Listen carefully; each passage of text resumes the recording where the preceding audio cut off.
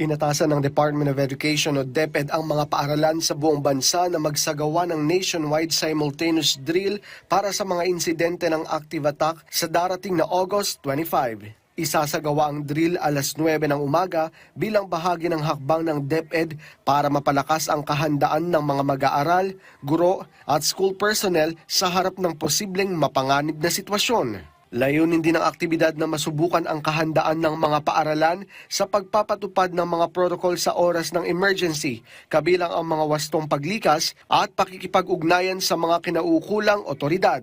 Ayon sa DepEd, dapat isagawa ang drill sa paraang angkop sa edad ng mga mag-aaral at hindi dapat magdulot ng trauma. Hinikayat din ang mga paaralan na palakasin ang kanilang contingency plans at tiyaking alam ng lahat kung ano ang dapat gawin sa oras ng emergency. Binigyan din na mahalagang maisama sa pagpaplano ang kapakanan at kaligtasan ng mga mag-aaral, lalo na ng mga bata at mga may espesyal na pangangailangan. Samantala, ang mga paaralang nakapagsagawa na ng kaparehong drill ay hindi na kailangang ulitin ito, pero kailangan pa rin magsumite ng kinakailangang dokumentasyon sa DepEd. Sa pamamagitan ng simultaneous drill, umaasa ang DepEd na mas mapapalakas ang kamalayan at kahandaan ng mga paaralan sa pagharap sa anumang banta sa kaligtasan ng school community.